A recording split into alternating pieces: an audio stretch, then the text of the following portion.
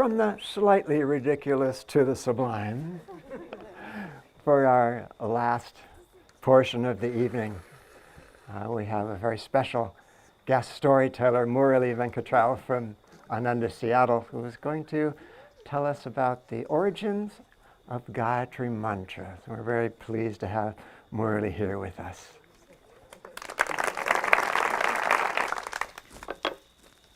Thank you, Gyandev. Good evening, everybody. It's time to stop having fun now. The story I'm about to tell you, it's very famous in India, but it's hardly known outside of the country. A story is so famous that it's influenced people's lifestyles across the centuries. So to give you an example, I was brought up in India in a semi-orthodox Brahmin family. Brahmins are the priestly caste. And in my house, we were forbidden to eat eggplants on Thursdays. It's because of what happens in this story. So you can think of this as perhaps the most famous story you may have never heard. And before I go any further, I should say, perhaps you have noticed that I have an accent, and I'll try my best to speak slowly so you can understand me. If you still have trouble understanding me, not sure, just try harder. Okay, not sure what else I can do. But I'll try my best.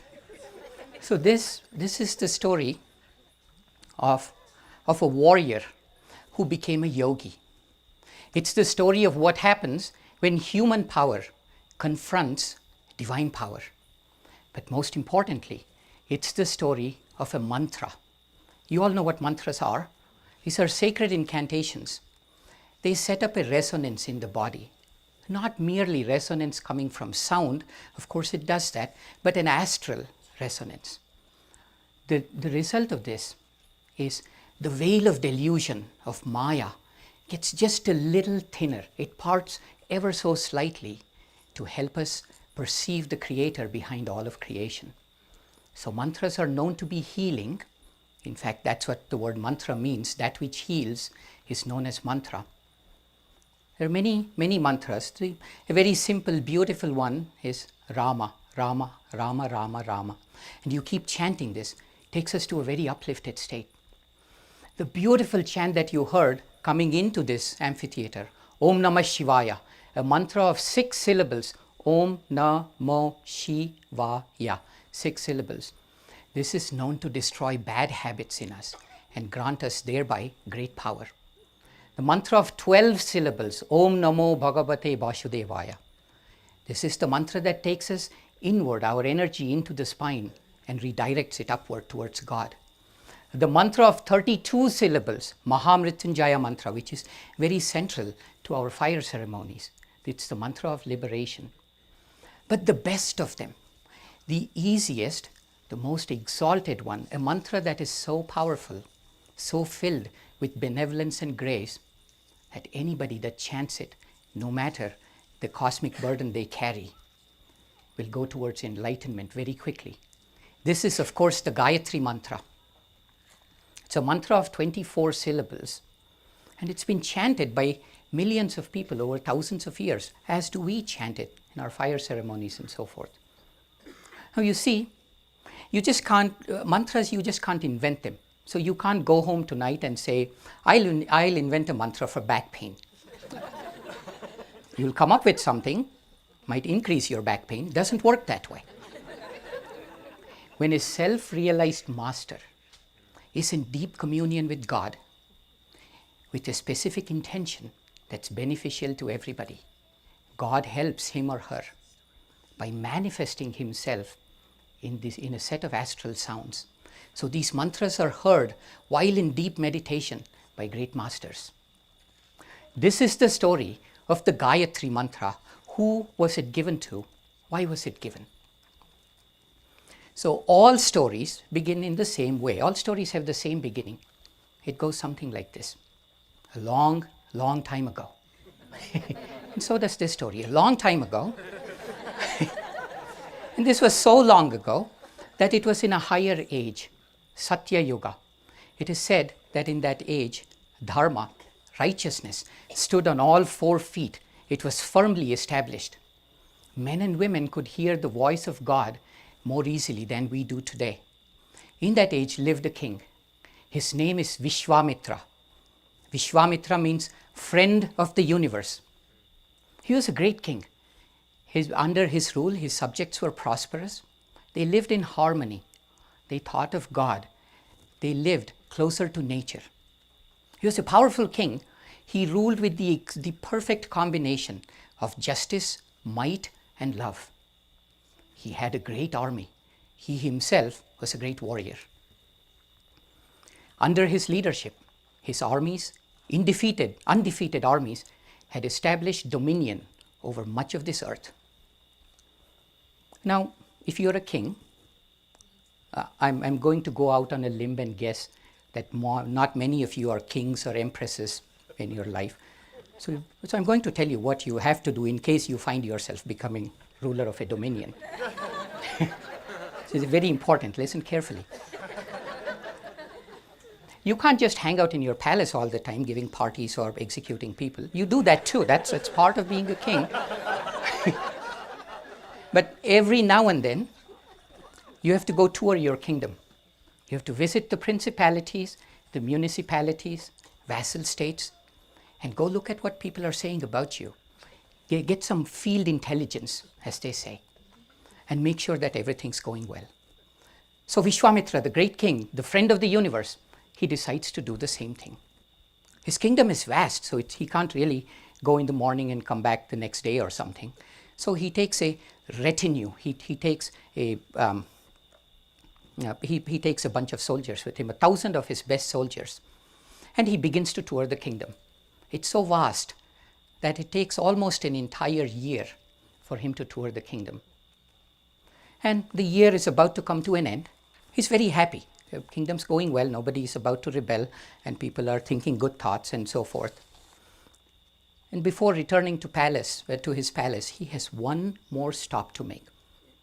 It's not to a vassal state or some other principality, but rather it's in a hermitage, an ashram, deep within the forest. In this hermitage lives a rishi. Rishi is a title. It's a title given to a master of great spiritual achievement. You see, back in those days, the king was responsible for the material well-being of his citizens, but it was also recognized that the spiritual well-being was equally important. The spiritual well-being was the responsibility of the rishi. He functioned as a guru of the king and as the spiritual protector of the kingdom. So Vishwamitra is visiting the ashram of his guru, a great rishi named Vasishtha. You see, Sanskrit names have this quality to them, Vasishtha. Those of you that, that already tells you it's not talking about a trivial guy. And indeed, he wasn't. Those of you that do yoga, you know this asana, Vasishthasana. You guys know that? It's very poorly translated as side plank, but it's the asana of Vasishtha. What's so great about him? Well, even among the rishis, he was exalted.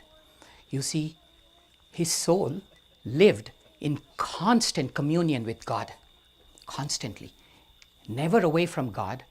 And therefore, when Vasishtha spoke, God spoke through him. It was always true. Even if it wasn't true by when he started speaking it, it would become true by the time he ended speaking it, because the universe rearranged itself to follow the will of God. His consciousness was a perfect mirror of divine consciousness. So he had a special title, Brahma Rishi, not just a Rishi, but Brahma Rishi. Brahma means Supreme Spirit, a Rishi in touch with Supreme Spirit all the time. And as a mark of his spiritual achievement, he carried around a wooden staff, not unlike what I'm holding right now. This was the staff of God, the staff of Brahma, representing his communion with God. So Vishwamitra, the friend of the universe, the great king, visits his guru, Brahma Rishi Vasishtha, the man through whom God speaks. So Vishwamitra goes in, he's removed his footwear, he's dressed in regular clothes as a mark of respect. And Vasishtha, he's a very emaciated looking person with long matted locks and a flowing white beard, wide eyes filled with God's peace. His entire ashram reflects that peace. There are trees pregnant with fruits. There are fragrant flowers, deer and other animals who are attracted by the peace. He has his acolytes, his disciples, other yogis and apprentices in his ashram. And Vasishtha receives Vishwamitra and asks him, "O king, are you doing well? Are the rains happening on time? Is there any floods or famine? Are people in harmony with God?" And so on. And Vishwamitra answers all of them. And then he asks the questions that are appropriate for him. He says, "Gurudeva, do you have everything you need? Do you have enough ghee for the fire ceremonies that you do, enough rice? Are the cows bountiful in what they give you? Do you need more land? Through your generosity, king, and through the grace of God, I have everything I need." And then they talk this way for a few more minutes. And then Vasishtha says, "You've been traveling for an entire year. Let me make you a great big banquet for you and your army. You look very tired. Looks like you haven't had good food in a long time." And Vishwamitra says, how can you refuse your guru? But he's thinking, he looks around, it's a forest hermitage. It's about 10 or so huts. Where are the granaries? Where is the kitchen? What am I going to get? He's a little suspicious at this point. But what to do? It's your guru. So you got to say, okay, a year of starvation rations. What's one more one more lunch with bad food? Yes, sir. We are happy to. And Vasishtha, the man who always speaks God's truth, looks at the meadow. There are a few cows in there. But one of them is especially eye-catching. You can tell that there is something special about her. Vasishtha looks at the cow, and the cow is so attuned to her master that she senses the look and turns and saunters over. And she nuzzles his hand and looks at him with big brown eyes filled with love, as if asking, "Master, what do you want?" And Vasishtha looks at the cow and says, "My child, as you can see, we have a lot of guests." He points his staff of Brahma at her forehead, touches it, and says, "Will you not prepare a great banquet for us?" What he's spoken, the words of God, what he says has to be true. And the cow shakes herself just a little bit, just a teeny shake, and makes a sound, the sound that cows make, the mooing sound. It's filled with love. Then a wondrous thing happens. From the belly of this wish-fulfilling heavenly cow begin to emerge great heaps of food, mounds of warm rice infused with ghee and saffron, rivers of milk and honey and curds, mangoes, melons, guavas, jackfruits, savories, all kinds of breads, not unlike the meal we had. They begin to emerge in silver platters, golden dishes, crystal goblets, magically, mountains of food. Tables appear in the forest clearing. And soon, the mother of all buffets is set up, a banquet like nobody has ever seen before. The soldiers, they have been eating such bad food for an entire year. They are ready to pounce on it. And Vasishtha says, "Stop." He gathers his disciples, holds up the staff, and blesses the food. "Receive, Lord, in thy light the food we eat, for it is thine. Infuse it with thy love, thy energy, thy life divine." The food is now twice blessed. And then the soldiers begin to eat. Poor things. They give a new meaning to the term all-you-can-eat buffet. They pile their plates with food, but the food keeps appearing. They eat for an entire hour. They eat themselves into senseless stupor. That's how hungry they were. All the while Vishwamitra is thinking, it feels like I should have this cow. Imagine the kind of parties I can throw in my palace. What's this cow doing here? So he goes up to Vasishtha. "Gurudeva, I have a question for you." "Yes, my son." if you had a great big shiny diamond, and if it's in the forest, don't you think it's a waste? Of course it's a waste, my son. What do forest dwellers, what use do they have of a shiny diamond? Lord, this cow is exactly like that. It's a shiny diamond. It belongs in my palace. If it was with me, I could banish hunger in my kingdom. I will give you 10,000 cows. Would you let me have this divine wish-fulfilling cow? Vasishtha looks at him and says, this cow was given to me by the Creator himself. Its destiny, its karma, dharma, is to satisfy the meager needs of my ashram. It cannot be in the palace. You shall not have the cow. Now Vishwamitra gets into full negotiation mode. He's a king after all. He says, without thinking what he says, I will give you 14,000 war elephants. War elephants for a forest monk. Vasishtha laughs at him. What will I do with a single elephant, let alone a war elephant, let alone 14,000 of them? You shall not have the cow. I will give you 11,000 of the best horses in my kingdom. No, my son, you shall not have the cow. He ups the ante. He says, give you 800 chariots. Before you say no, each chariot will be filled with the choicest and the rarest of gemstones. Vasishtha looks at him, and in a tone that's both disdainful and firm, he says, you can give me 1,000,000 cows, you can give me the wealth in all of your kingdom, but you shall not have the cow. It does not belong to you. It's not your dharma. Vishwamitra is a great warrior. He's a king. He's not used to disobedience. He's now angry. He says, take caution in your tone. Remember to whom you're speaking. The land that you stand on is the land that I own. You have it because I gave it to you. Everything that's on this land belongs to me. I could have taken the cow at any time. It would still be dharmic, but out of respect for you, I offered you great wealth.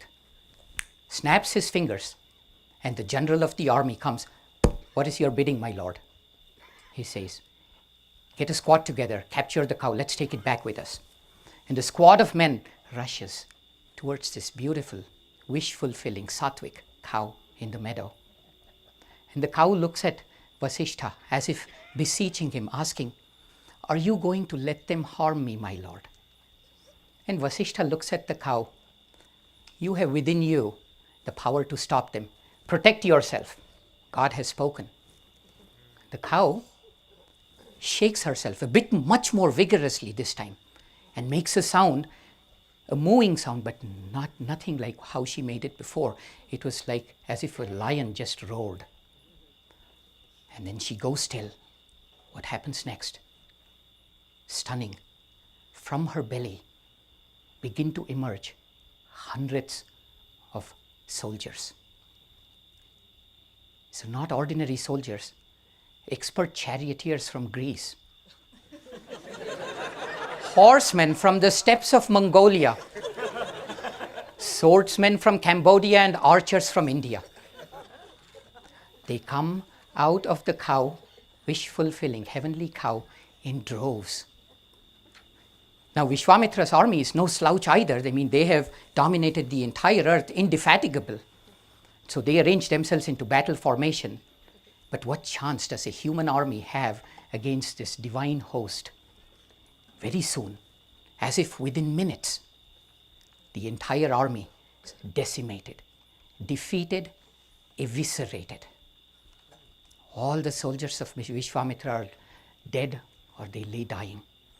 Vishwamitra, the friend of the entire universe, is stunned. What happened? All my life I believed in human power. All my life I trained to be a warrior, equipped the best army, and conquered the entire earth. And here, the forest monk with a wooden staff and a cow, my army was defeated, filled with anger, cheeks burning in humiliation. He's a great warrior. He's not one to give up. He has indomitable will. He looks at Vasishtha, says, I don't know what you just did, but this is not over.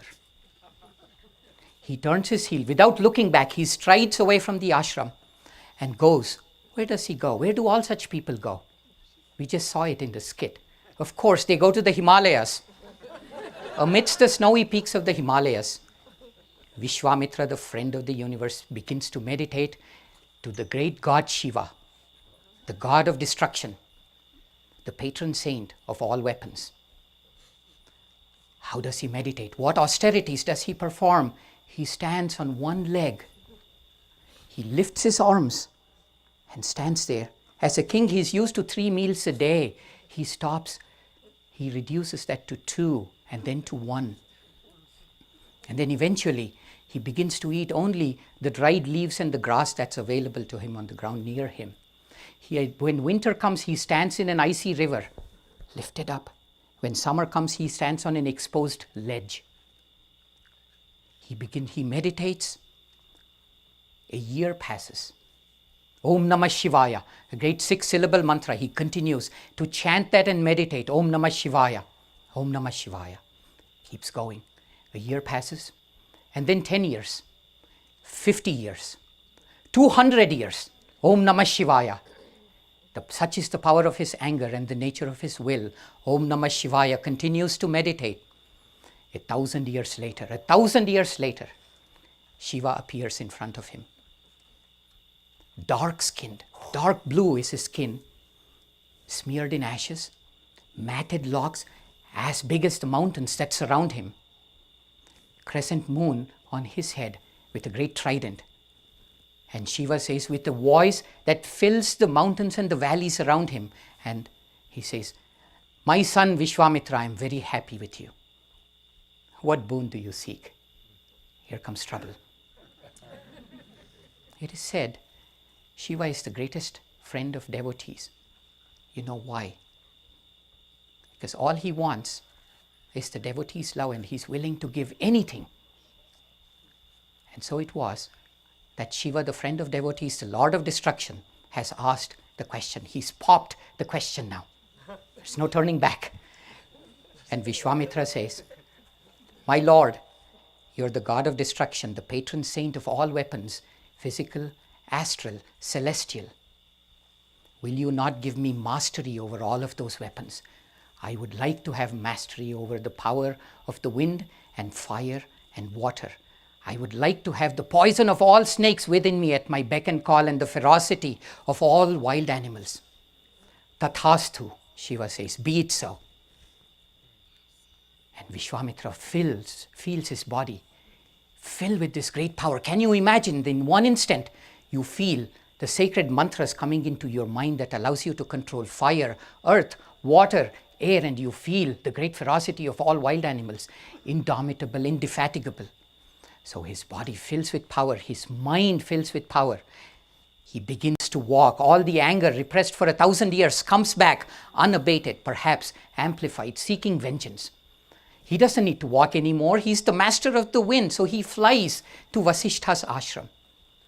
Brahmarishi Vasishtha, the man through whom God speaks.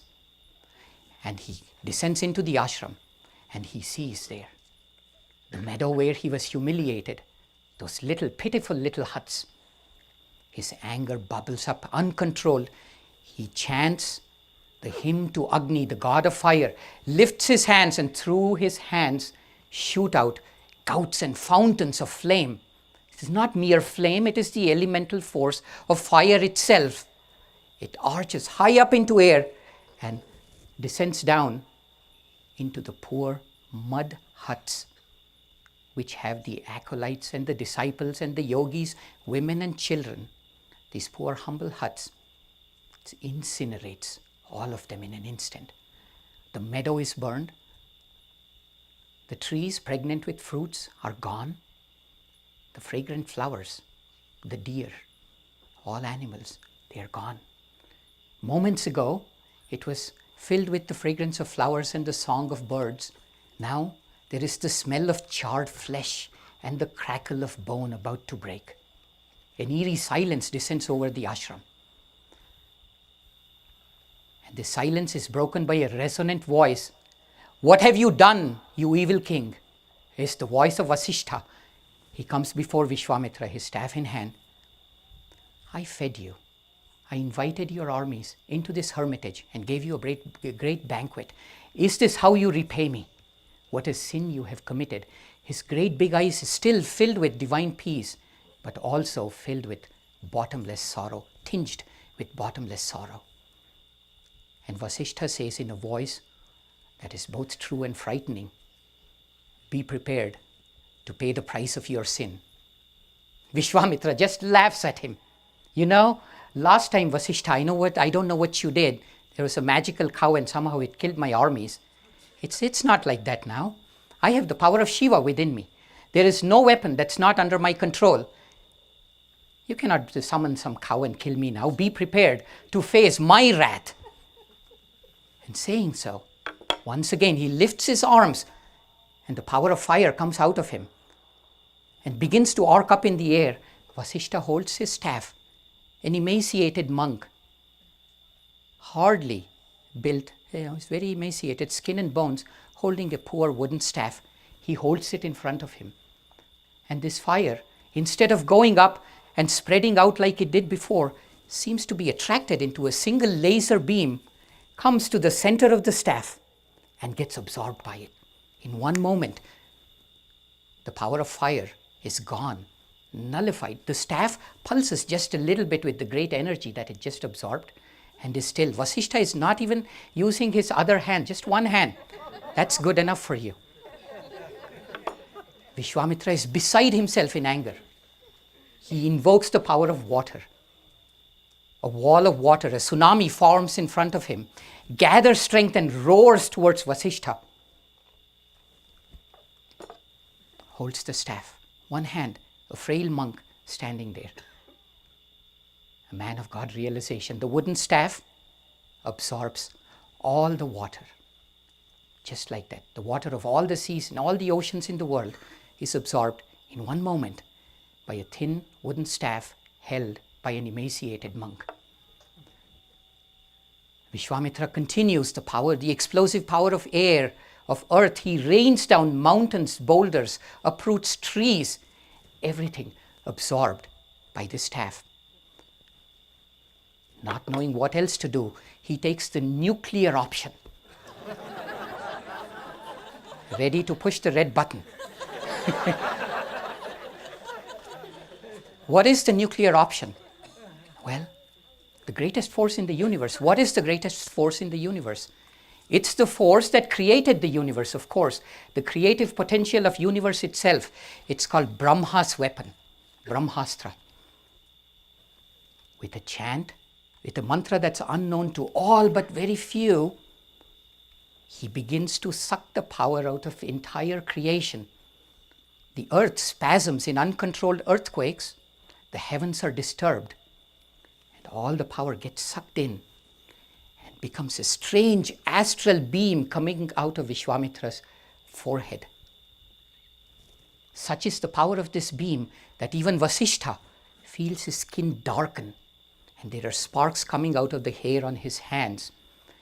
And even he is disturbed a little bit, and he holds the staff with stronger hands, this time using both hands. The power of the entire creation is absorbed into the staff of the Creator. Nothing like this has ever been tried or seen before. The staff vibrates a little bit with the power and then dissipates it to all of creation. Harmony is restored. In this moment of ultimate defeat, the nuclear option, the button's been pressed, nothing's happened. Now Vishwamitra realizes what happens when human power, even great human power, confronts the infinite power of God. Of course, it's absorbed. In a moment of epiphany, he sees the sin that he has committed. He looks at his hands and says, these are the hands that were about to kill my Guru Deva. What have I done? He's mortified with his sin. But then he's a Kshatriya, he's a warrior. Such is his will that he doesn't dwell on what went wrong. There, right in that instant, he decides, the only way I can atone for my sin is to become a Brahmarishi myself. When I'm in constant communion with God, then I will know how to atone for my sin. It's too great otherwise. Now this time, he says the same thing what he said before, that this is not over, I will be back. But now it is said with an entirely different tone, I will be back, please forgive me. I will be a Brahmarishi. Goes back to the Himalayas. Deva Bhumi, the land of gods, he goes back there and begins to meditate. And what austerity it was. He doesn't eat anything. He doesn't drink anything. It is said that it's easy to fast. It's not that hard. It's even easy to forego water for a few days. But what's not easy is to forego sleep. With indomitable will, Vishwamitra gains mastery over sleep, begins to focus on God and prays to the God and says, give me God contact, O Lord. I wish to atone for my sin. And he begins to meditate. A year passes, 10 years, 50 years. You know where I'm going with this. 200 years. Keeps meditating. The power of his austerity is so great that smoke begins to come out of his body. But he continues. And 1,000 years later, Brahma the creator appears. He experiences this great stillness, and in that moment of stillness, Brahma the creator appears. He says, Vishwamitra, my son, I am very pleased with your great will and your single-minded contemplation of me. And with the thrill of God contact, Vishwamitra looks up to Brahma, and Brahma says, you are now a Raja Rishi. Raja Rishi means you are a king among rishis and a rishi among kings. And Brahma vanishes. Of course, the thrill of contact, of God contact is great. It's amazing, life-changing. But that's not enough for Vishwamitra. He wants to be a Brahma Rishi. The will of the Kshatriya, the will of man is very great. So he begins to contemplate. Where did I go wrong? Swadhyaya, self-study. Where did I go wrong? Then he realizes somewhere in the 1,000-year meditation, there was one day when he's meditating, he's really getting to a good place. And then there was a very melodious song of a songbird which disturbs his meditation. He wakes up with great anger, he curses the bird and makes bad things happen to it. And he says, that's where I went wrong. God may have touched my heart, but anger still remains in me. Why do I have anger? He meditates on it. I have anger because I still have desire. I desire to be a Brahma Rishi. Why do I have desire? This is a hard one. I have desire because I have attachments. He's getting close to the essence of the problem. Why do I have attachments? This is really hard. He thinks, why do I have attachments? I have given up my family. My kingdom is long gone. I don't even know what happened to my descendants. I wear the robes of a simple monk. Why do I have attachments? Why does he have attachments? Another moment of epiphany. What a realization it was. I have attachments simply because I dwell on things. I dwell on the beauty of a tree. I'm attached to that tree. I dwell on the fragrance of a flower. I'm attached to that flower. I dwell on the beauty of a woman. I'm attached to that woman.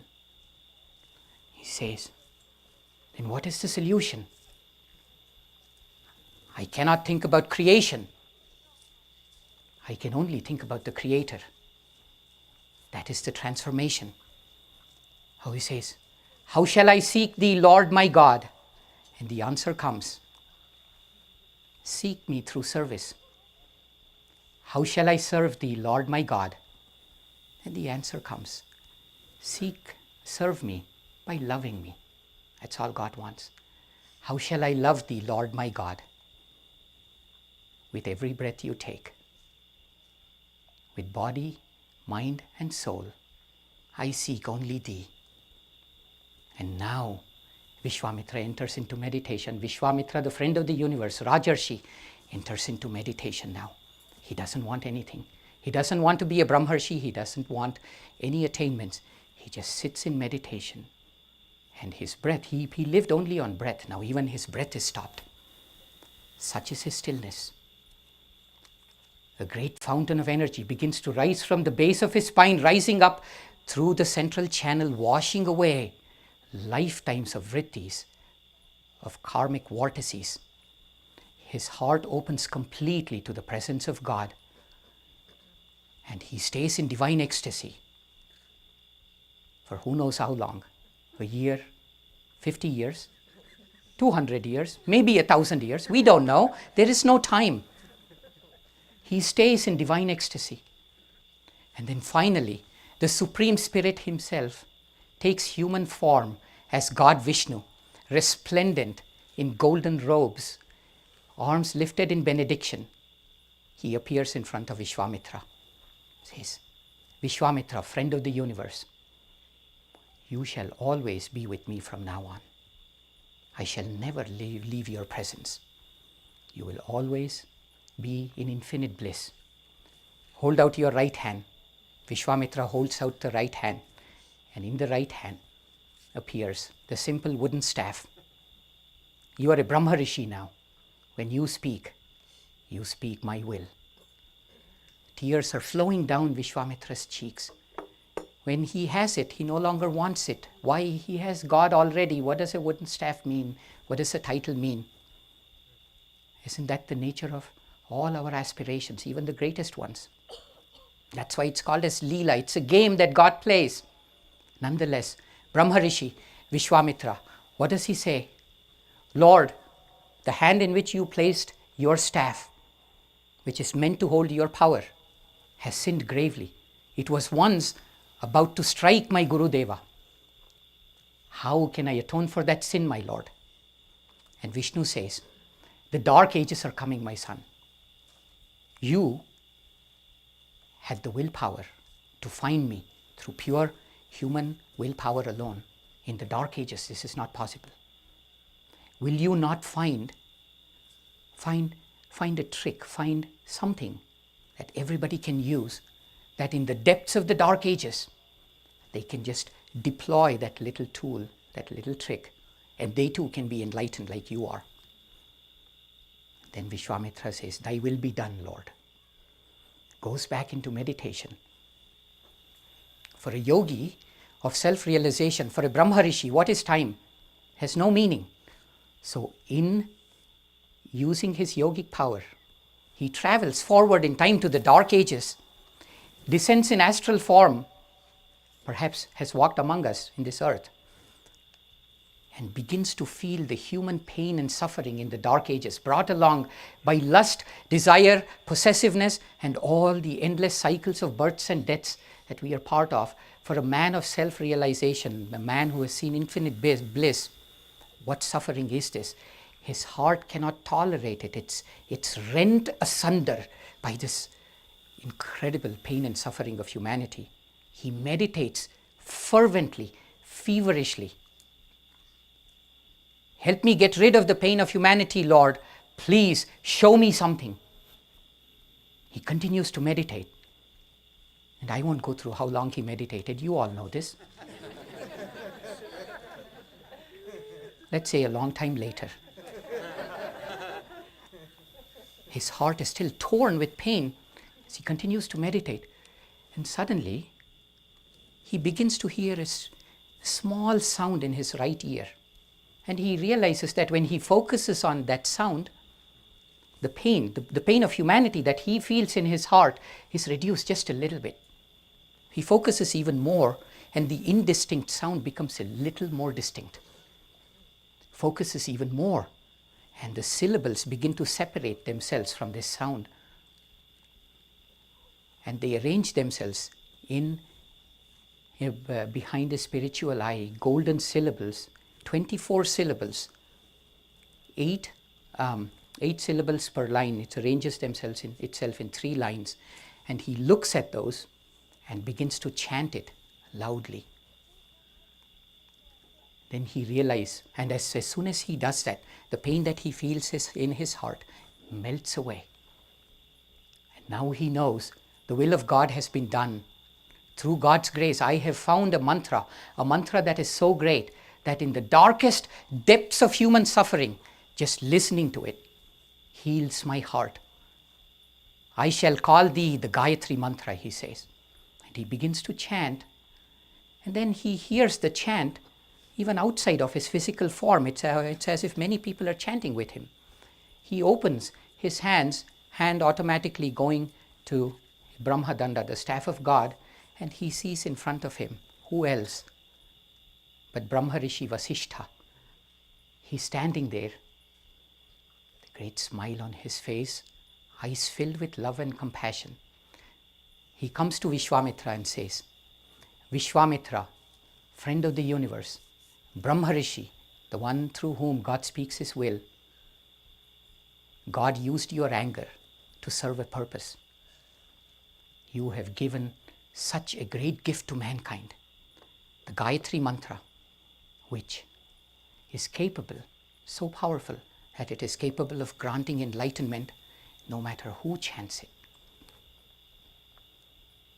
Gods and angels are surrounding Vasishtha, and they all say, glory be to Vishwamitra, blessed be Vishwamitra, the great saint, the great Brahmarishi. Let his name stand for as long as the sun and the moon stands. And so it was that through the efforts of Vishwamitra, the friend of the universe, the Gayatri mantra was given to us as a gift by God himself.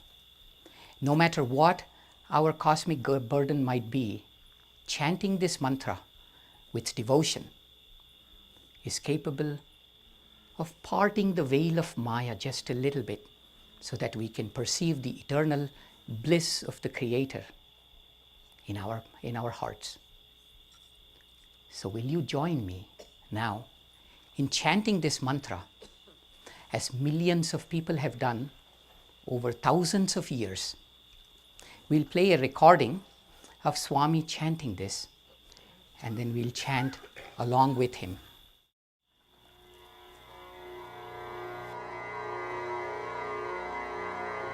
Om Bhurbhuvah Svah Om Tatsaviturvaraniyam Bhargo Devasya Dhimahi Dhiyo Yo Naha Prachodhayatam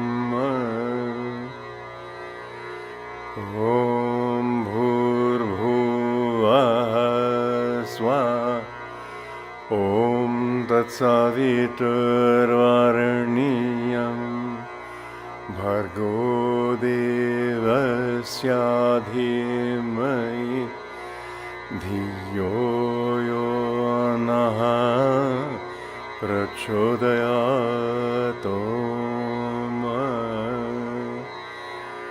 Om Bhurbhuvah Svah Om Tatsaviturvaraniyam Bhargo Devasya Dhimahi Dhiyo Yo Naha Prachodhayatam Om Bhurbhuvah Svah Om Tatsaviturvaraniyam Bhargo Devasya Dhimahi Dhiyo Yo Naha Prachodhayatam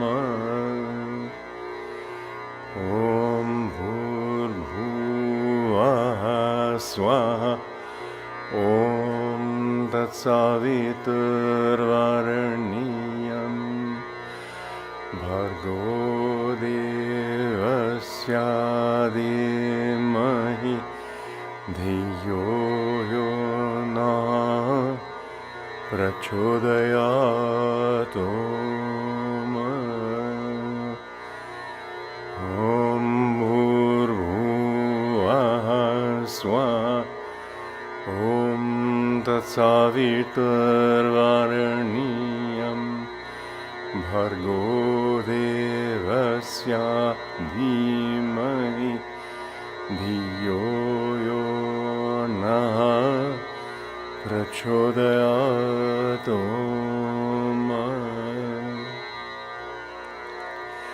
Om Bhurbhuvah Swaha Om Tatsaviturvarniyam Bhargo Devasya Dhimai Dhiyo Yo Nah Prachodayat Om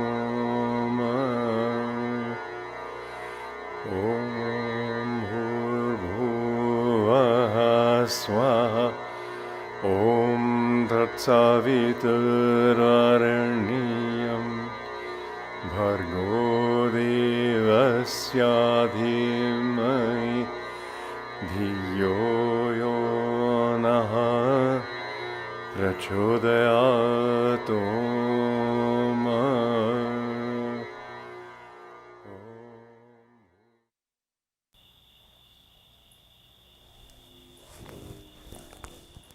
I'd like to thank Murali for this beautiful, beautiful telling of the story of Gayatri Mantra.